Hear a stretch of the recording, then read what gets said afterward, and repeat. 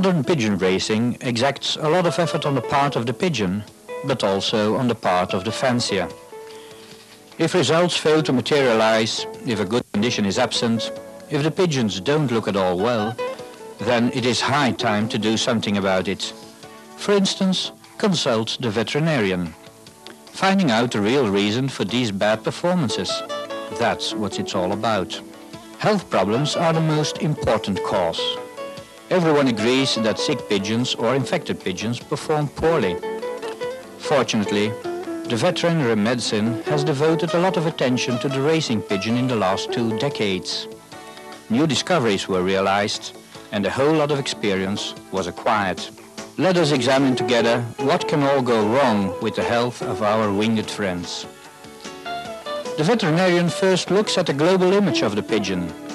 He informs himself on the behavior and the syndromes present on the loft and finally moves on to the actual examination. In this film, we shall make a list of the principal pigeon diseases. We shall put them on the screen one by one. We shall examine and discuss them. Trichomonas is the most common infection in racing pigeons. This infection is very well known to the pigeon fancier. Trichomonas is caused by a unicellular parasite called Trichomonas galenae. These Trichomonas parasites are found in the throat, in the crop and in the esophagus. One can detect it, among others, by the presence of a large quantity of mucus fluid in the throat. In acute cases, one discovers yellow, cheese-like growths in the throat cavity. These are mostly found on young pigeons. Especially, the young birds with a Trichomonas infection show clear signs of general ill-being. How is it now that Trichomonas is so widespread in pigeon populations? For what concerns young pigeons, it is the parents which are the most important source of contamination. The infection is transferred in feeding the youngsters. The pigeons may also be infected by drinking out of a shared fountain, out of roof gutters, or out of puddles. Direct contact with other infected pigeons in a shipping basket or on the loft can also mean the beginning of an infection. Which is the best way to establish a Trichomonas infection? To establish a diagnosis, one takes a sample of throat mucus, places it on a slide and examines it microscopically. The Trichomonas parasites are clearly recognizable. They are very mobile. We can observe each one individually in a mild contamination. In severe infections, they often hang together in bunches. Even in cases of mild infection by the Trichomonas parasite, one must consider treatment. Ronidazole preparations, such as Tricho Plus, qualify in such cases. A complete treatment takes 5 days. The solution should, however, be renewed every day. In cold weather, one doubles the dosage. Because the pigeon builds little or no resistance to Trichomonas, and the chance of a new infection remains high, the fancier also acts preventively. During the racing season, when the infection risks are much higher, we administer Tricho Plus for 1 to 2 days. Other periods of time to take preventive action are, among others, before coupling and when weaning the youngsters. Sometimes it is necessary to treat each pigeon against Trichomonas individually. In this case, it is better to use the preparation Trichocure, which also contains ronidazole. A single administration of 1 tablet gives sufficient result. Because prevention is better than cure, one takes the following precautionary measures. Always serve fresh, clean water. Don't allow lost pigeons on the lofts. Regularly treat preventively. Consult the veterinarian in time.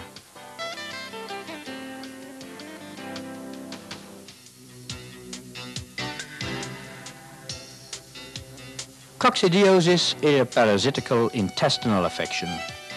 Just like in Trichomonas, The disease is provoked by a unicellular parasite. In mild coccidiosis infections, the pigeons seldom show severe symptoms, as is the case with, for example, chickens. The general condition of the pigeon, however, shall suffer. It is therefore recommendable to carry out regularly an examination of the droppings.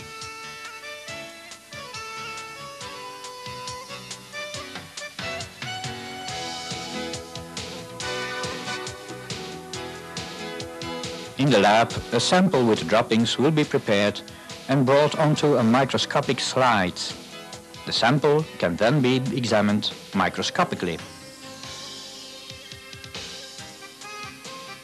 If coccidiosis infection is present, one will notice round oocysts.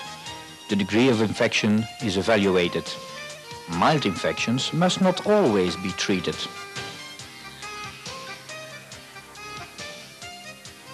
Coccidiosis is often encountered on soiled lofts, which are themselves the seed of infection. Shipping baskets are also often infected with these oocysts. A coccidiosis infection appears likewise after drinking infected water from puddles or roof gutters.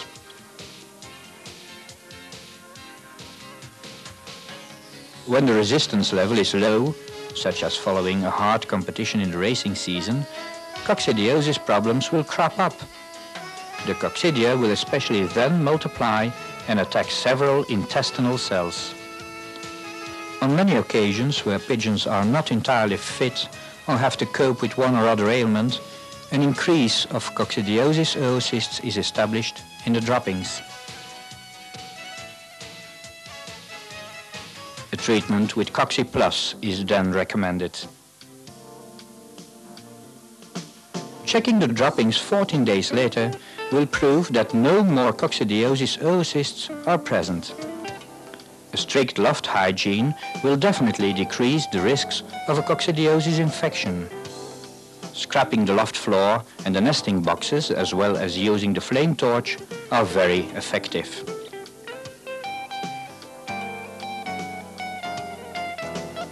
Aviaries should be floored with grating. Never feed on the floor. Sanitary measures are of enormous importance in pigeon racing. Here, the following principle applies. The drier the loft, the more difficult parasites can survive.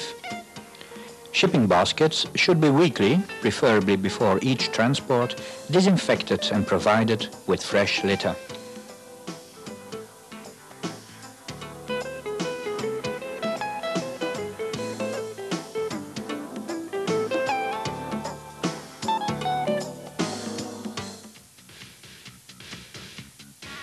Worm infections still present a problem on numerous lofts. Just like coccidiosis, worm infections are also detected by microscopic examination of a sample of droppings.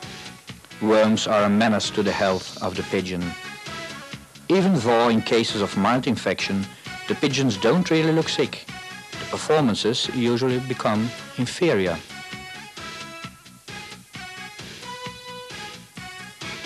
There are various known worm species.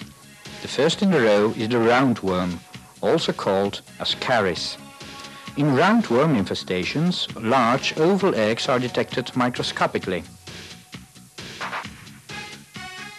In dissecting an infected pigeon, one can see when the intestine is cut open that living roundworms appear.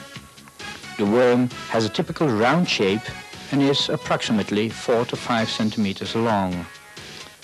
Typical for severe worm infestations are the green slimy droppings. In general, the whole loft becomes infected. Other apparent symptoms are loss of weight and anemia.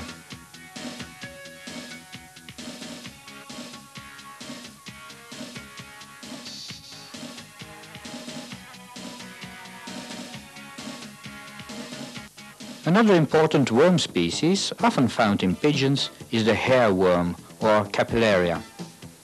This worm is very tiny and very difficult to see with the naked eye.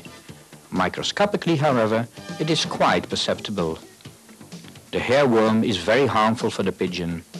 It clings to the intestinal wall, sucks the blood and damages the intestine. Even though only one hairworm egg is found in the sample of droppings, it is absolutely necessary to administer a treatment to the whole loft.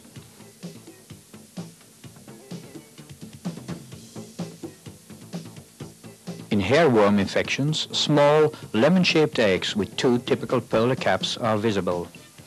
Sometimes hairworms as well as roundworms are simultaneously detected in one and the same pigeon, and in worse cases, coccidiosis is even established.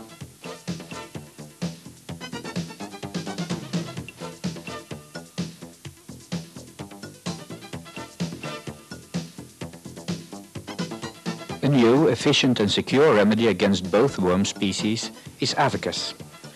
Avicus contains, as active component, Fabantal, which causes no side effects such as feather damage or nausea.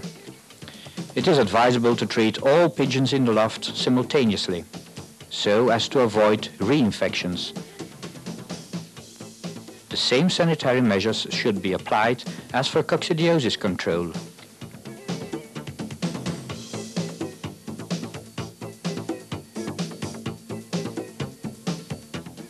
Rare are the pigeon fanciers whose pigeons never have to cope with respiratory affections.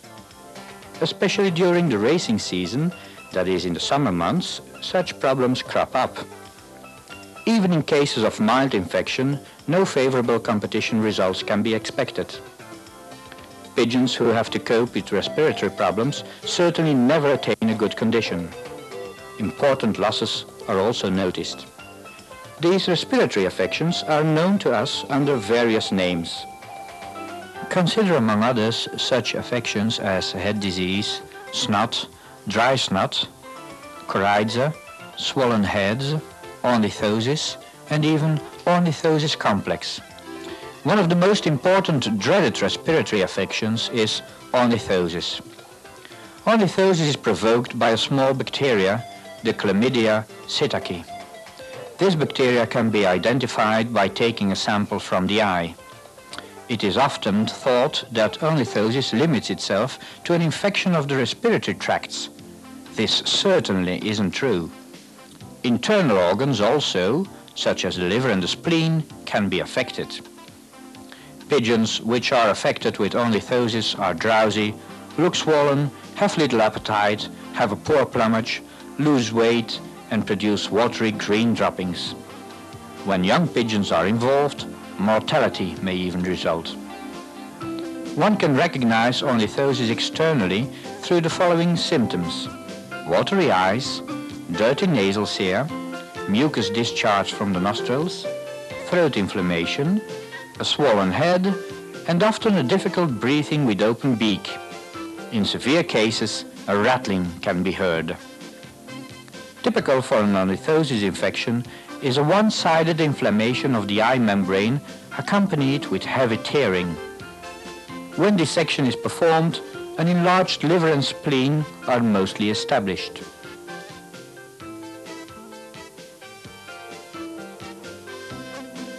It is a known fact that many pigeon lofts are practically continuously confronted with ornithosis.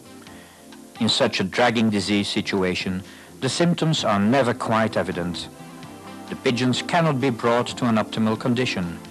They perform poorly and losses are gigantic.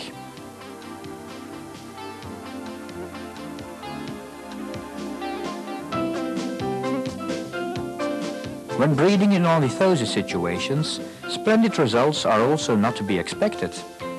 Infertility and a low percentage of hatching are then established. How can one now efficiently combat ornithosis? Tetracycline is still the best medication for treating ornithosis. From this group antibiotics, doxycycline is the most recommendable product for the treatment of man and animal. For pigeons, the preparation Ornicure was especially developed. It contains a high dosage of doxycycline. An ornithosis treatment is one of long duration. This is necessary to kill the germs present in the deep internal organs. To obtain a successful result, the treatment should be persevered for at least 4 to 6 weeks. If the treatment is stopped prematurely, the disease returns and the ornithosis problems are even stronger than before.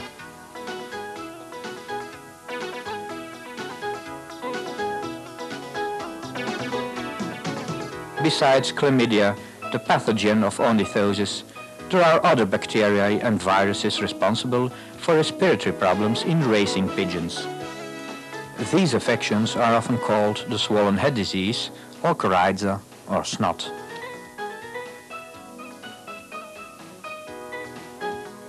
In most cases of infection, we observe inflammatory eyes, dirty nose hair, and repeated sneezing.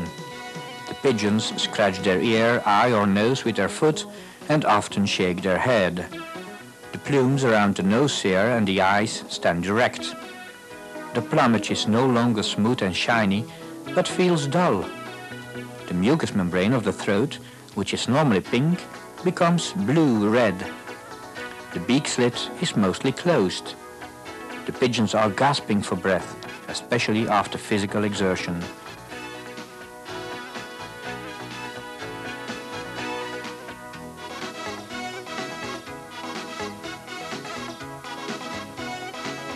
In acute cases, the pigeon's eyes are half closed and the edge of the third membrane is visible. A coryza affection should be treated as rapidly as possible. Antibiotics are especially recommended. For these respiratory affections, it is also preferable to use Ornicure. To obtain maximal efficiency from an Ornicure treatment, a few supplementary measures must be taken, such as avoid using calcareous tap water, remove minerals and grit, do not participate in competitions during the treatment. The average duration of the treatment is 5 to 10 days. Relative to respiratory problems in racing pigeons, we would like to give you a few points of advice. Besides the administration of a treatment in the case of respiratory problems, attention should also be paid to the housing situation of the pigeons. A few prerequisites are: keep the loft dry, warm and free from draught. The front of the loft should preferably be facing southeast. Windows are bad insulators, and large window panes will make the loft sensitive to temperature fluctuations. It is also good to make sure that not too much rain or snow can penetrate joints or cracks. Roofing tiles still form, according to us, the best roof covering. The air inside the loft must be able to escape through the roof. If the roof is covered with corrugated sheets, a special ventilation should be installed. Avoid overpopulation. Preventive treatment against respiratory infections is useful. Besides administering anti-trichomonas preparations at regular intervals, the giving of antibiotics can suppress respiratory problems during the racing season.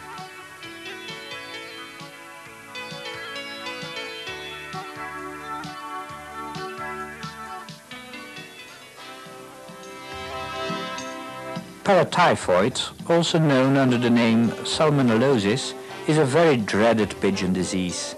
The Salmonella bacteria, very common in the pigeon world, is responsible for this terrible disease. What makes it sometimes difficult to identify paratyphoid is the fact that the disease manifests itself in various ways.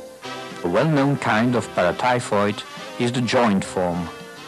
The paratyphoid germ attacks the joints. From here the typical name, wing disease. The wing hangs down and a swelling is clearly seen at the shoulder joint. Not only the wing, but also the joints of the leg can be attacked.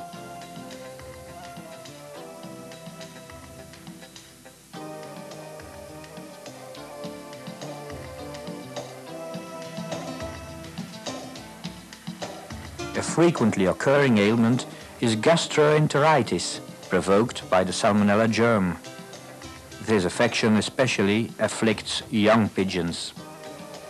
In a paratyphoid infection, the intestines are mostly the victims, but important internal organs such as the liver and the kidney, can also be affected. In pigeons, loss of weight and exhaustion result with sometimes even death as a consequence. If the paratyphoid is chronical, typical eye abscesses are sometimes noticed.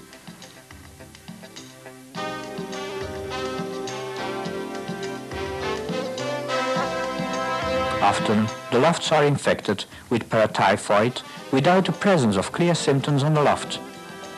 In these cases, the salmonella germs are latent. The competition results are then mostly below average.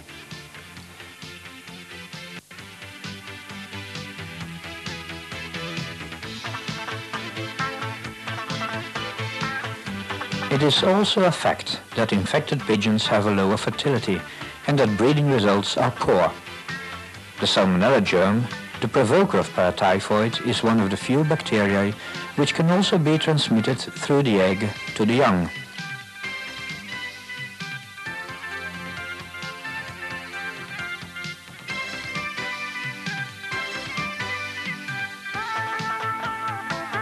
The assumption that paratyphoid is present should best be confirmed through a laboratory examination.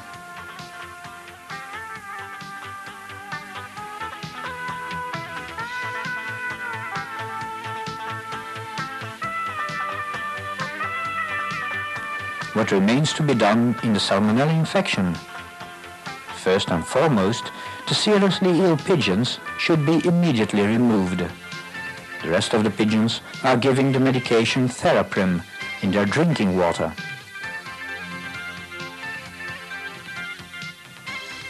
Simultaneously, furoxine is put on the feedings. The treatment is prolonged for at least 14 days.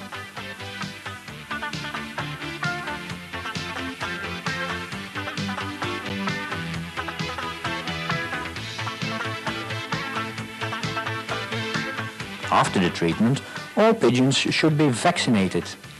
This is necessary to develop an immunity against the sickness and to limit the duration of the germ elimination.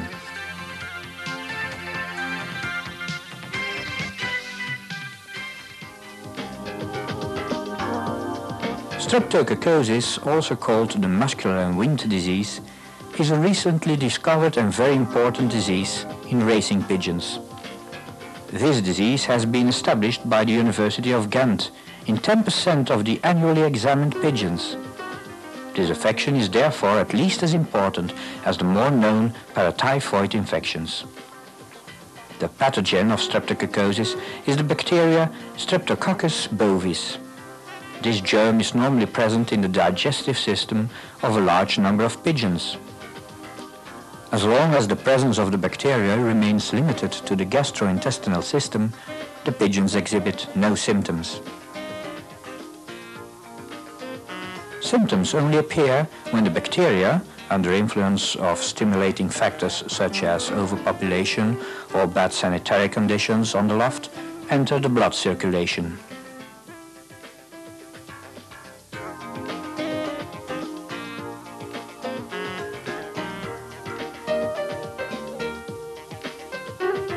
Some symptoms resemble very closely those of paratyphoid, so that it is difficult to distinguish both diseases.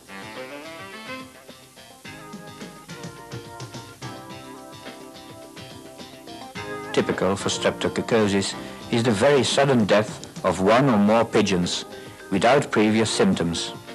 Not being able to fly and limping are other indications, along with a bad appetite, loss of weight, production of green slimy or watery droppings, and bad competition performances. When the disease breaks out, it can attack pigeons of any age on the whole loft. In some cases, the disease limits itself to one or a few birds.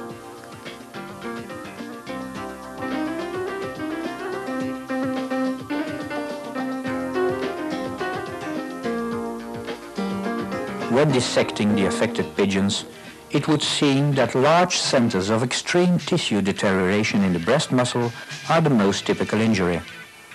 Besides these mortified zones in the breast muscle, one often notices inflammation injuries around the tendon of the inner breast muscle. It is especially due to this injury that the pigeons can fly no longer or that their wings are drooping. From there the name muscle and wing disease. Streptococci can also cause joint inflammation in the leg, whereby the pigeons begin limping. In severe cases, even internal organs such as the lungs, the liver, the kidneys and the spleen can also be affected. The diagnosis for streptococcosis can exclusively be confirmed by dissection. Examination of the droppings has no value because the germ can also be present in healthy pigeons. A treatment for streptococcosis involves the administration of an antibioticum. Penicillins are appropriate for this purpose. Furthermore, sanitary measures are very important. It has been demonstrated that grated floors are especially suitable to prevent a relapse. Protection of the pigeons by vaccination is for the moment still in the future.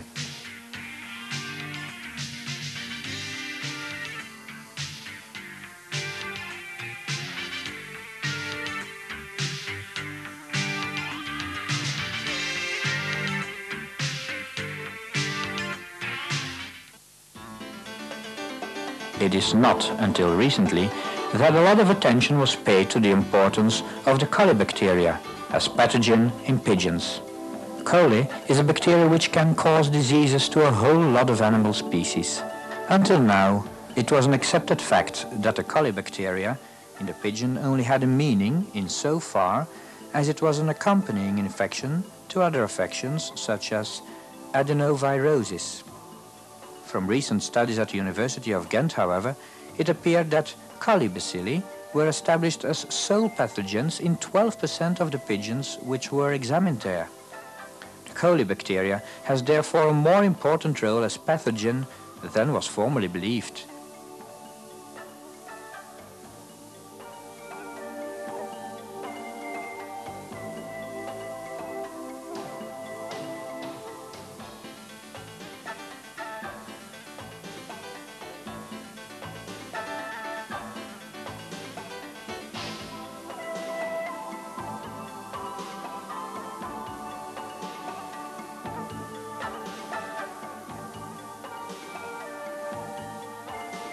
The germ is in fact normally present in the digestive tract of almost every healthy pigeon.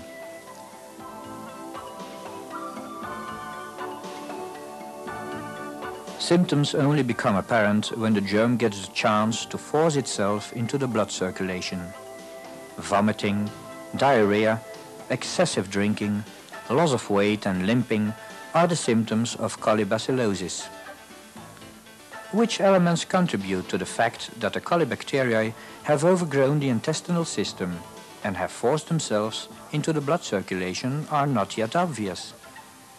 It has been known for quite a while now that intestinal damage caused by adenovirosis or hexamethiesis have as a consequence a multiplication of colibacilli. Also other factors, such as stress and a decrease in resistance, could in certain circumstances provoke a breakthrough for the colibacilli. Trimethoprim, an active element of theraprim, is for the treatment of colibacilli very effective. Once the treatment is launched, the symptoms disappear relatively fast.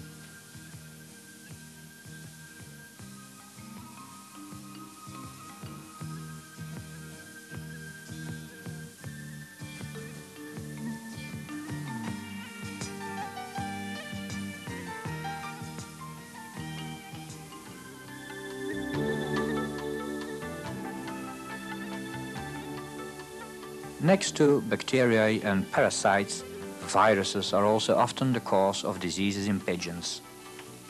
Viruses are organisms which are much smaller than bacteria. Viruses, contrary to bacteria, cannot multiply without a host cell. Up to now, there is no real effective remedy against viruses.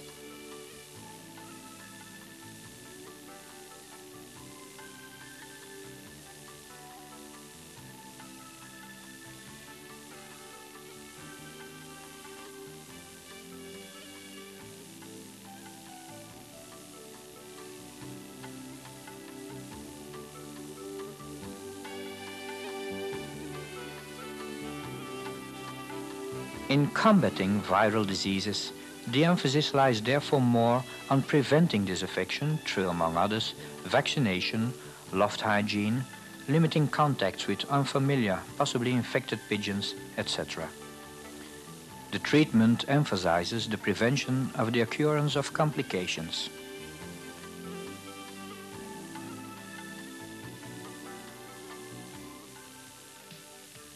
Young pigeon diarrhea is probably caused by a virus.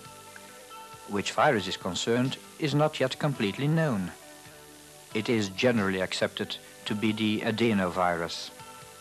Some researchers don't exclude the probability of the paramyxovirus. The symptoms of the young pigeon diarrhea is caused by the colibacteria, which consequent to the intestinal injury caused by the viruses gets the chance to reproduce massively. Young pigeon diarrhea, found almost exclusively in young pigeons, has cropped up quite frequently the last few years, and it is moreover very contagious. Large numbers of young pigeons become sick in a short period of time. Young pigeon diarrhea is primarily established in the spring from April to June. The affection causes little mortality, but the condition is lower just at the time of the early competitions. Contamination is mostly transmitted in the shipping baskets. In the first 4 to 5 days, the disease spreads to all the young pigeons on the loft.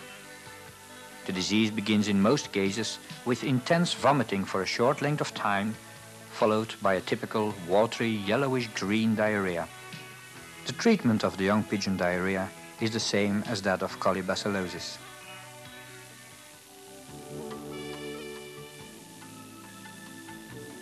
Pox also is caused by a virus. The disease is primarily transmitted by mosquitoes and blood lice, the reason why the affection mostly appears in the late summer and in the fall. The clinical symptoms are very typical. One can distinguish two sorts of diseases, the skin form and the internal form. The skin form is the most common. Here, warty injuries appear on the infected skin parts, around the beak, eyelids, feet, etc. When the eyelids are closed by the swelling, the birds will not eat anymore and will die. For most pigeons, however, the disease is not fatal. The injuries disappear spontaneously after about 3 weeks.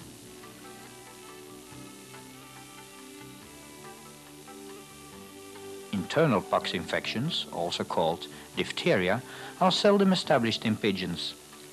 In this form, injuries appear in the mucous membrane of the beak, the throat, and the digestive tract. Once the pox virus has attacked, there is no effective remedy. One can, however, to avoid complications, act preventively. As such, one can disinfect the skin pox with a tincture of iodium and treat the affected eyes with an antibioticum ointment.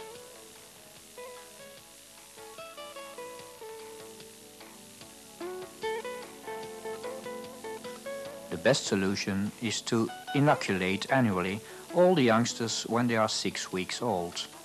The inoculation can be administered simultaneously with the vaccination for paramyxo. For racing pigeons, the inoculation is carried out by the feather follicle inoculation at the foot, where a few plumes were plucked. The inoculation reaction should always be controlled. Normally the follicles are swollen after 8 to 10 days. It is presumed that most birds have built up sufficient immunity after one single inoculation. Besides vaccination, the control of insects on the loft can also play an important role in the prevention of a pox infection.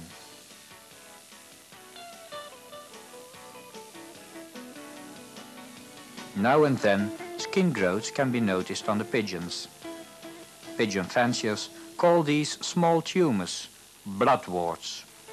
Scientific examination have demonstrated that these bloodwarts were also caused by the pox virus. This virus is not exactly the same as the pox virus, but is a very close relative. When the infection is present on the loft, the number of pigeons affected can limit itself to one or to a few. These typical swellings sometimes disappear spontaneously after a few weeks.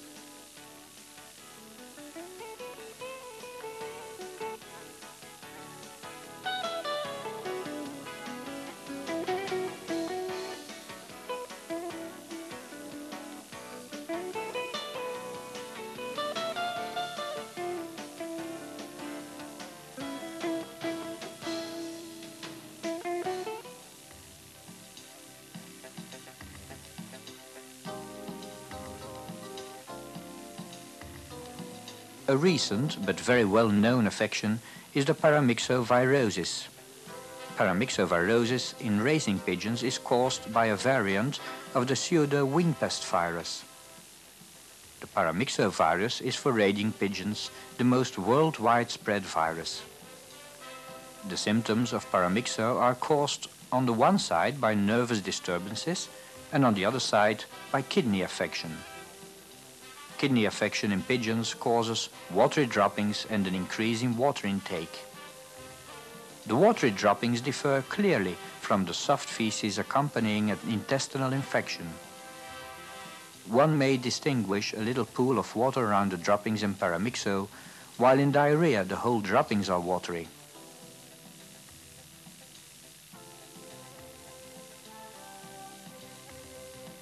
Nervous affections then again cause vibration of the wings, incoordination of the head motions, pecking next to the grains, turning neck and sometimes paralysis of the eyelids and limbs. Both symptoms can appear independently from each other.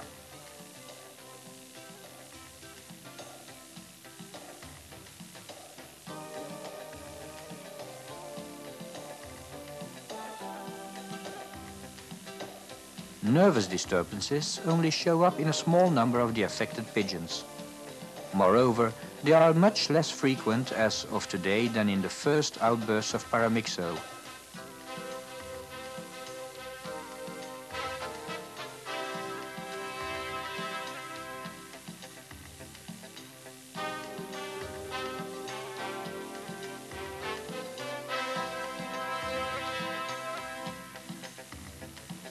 Momentarily, the disease is rather exteriorized by an indefinite symptom with watery droppings alone. That often makes diagnosis more difficult. Many a fancier thinks unjustly that intestinal disturbances lie at the base of this problem. It is, however, the kidney damage caused by the paramyxovirus which is responsible for the watery droppings.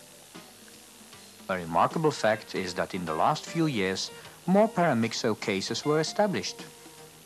It is not excluded that the pigeons have a lower resistance due to, among others, the frequent use of cortisones or the improper use of them.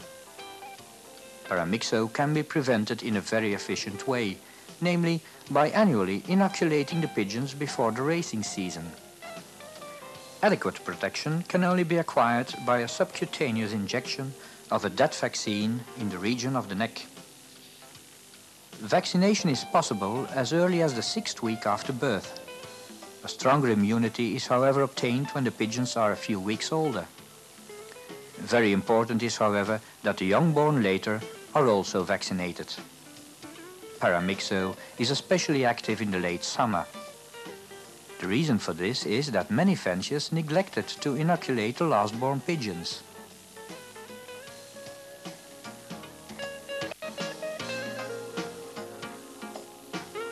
Living vaccines brought into the drinking water or directly into the nose and eyes give insufficient protection. It would be better not to use these anymore. Once the pigeons have been affected by the paramyxovirus, there is no remedy.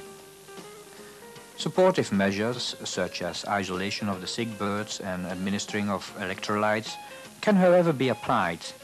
This will limit the duration of the disease.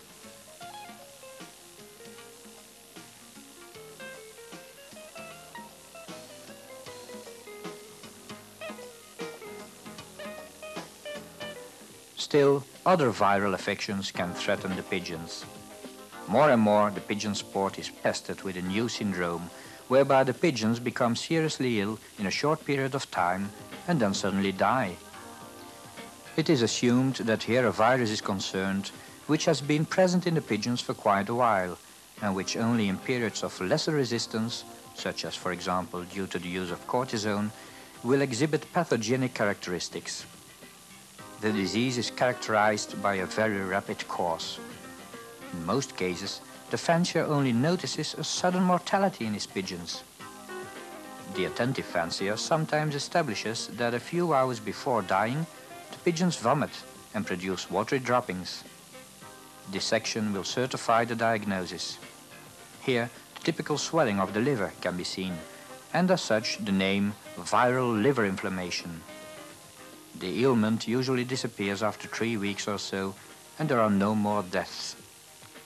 Contrary to other viral affections, such as pox or paramyxo, there is no vaccination possibility for viral hepatitis.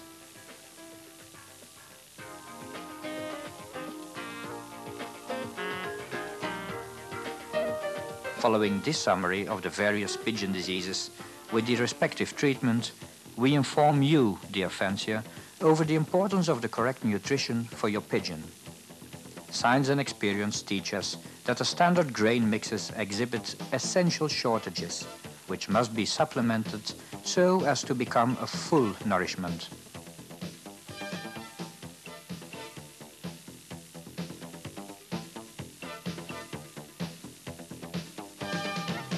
Large progress was recorded in this aspect by the development of extruded, easily digestible foods in pellet form, which in the first instance bring the percentage of proteins and energy to the required optimal level for each season.